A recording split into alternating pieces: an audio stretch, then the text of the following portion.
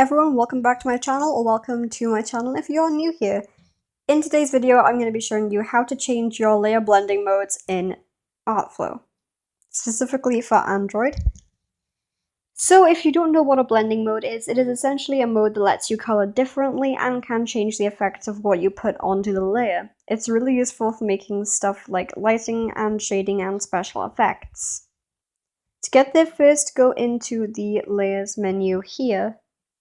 Then go onto an already existing layer or make a new one. I recommend making a new one.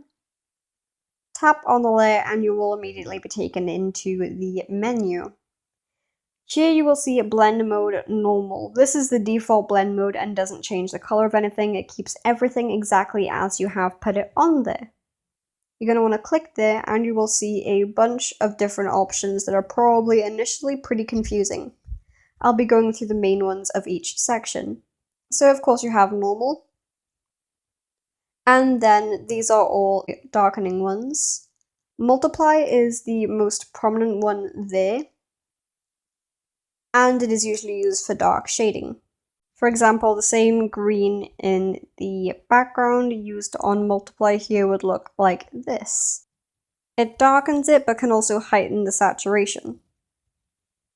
You will also see it say the layer blending mode right here. The next one is in the lightning section, screen. Screen is one that I use a lot, and you will see now if I use the same background color, it is way lightened. It just makes everything a lot brighter and lighter and has less color in it. For the next section with old special effects, these all have different things to do with them.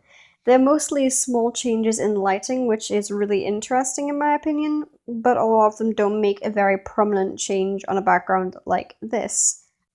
Then we have the miscellaneous sort of section, which doesn't really have a name. There's difference, exclusion, subtract, and divide, which all have very interesting ways of affecting the color that you put on the canvas. They're fun to play around with, but can be really confusing if you don't know what you're doing, but it's still worth taking a look around. And then the last section just has a couple more of the interesting ones that don't really tend to have a set purpose. There is hue, saturation, color, and luminosity. Right here, because the color is the same as it is in the background pretty much, it doesn't have much of an effect. Bear in mind with lots of colors, you're going to need to do different things in order to actually get a result. A lot of the time, one color just won't change, and that is not a fault, that's just how it works with the setting that you've picked. One important thing to note here is that usually in drawing apps, they have the setting add, but here they don't have that, which is a huge shame, and since it's one that I use a lot, it does take away from the experience a little bit. Once you've picked a layer that you want to use, just click on it and then click the tick here, otherwise it won't stay. Then you will see it stays on. That is how you change your layer blending modes. Definitely have a look around with them because they're all super interesting and unique. Thank you very much for watching. Bye!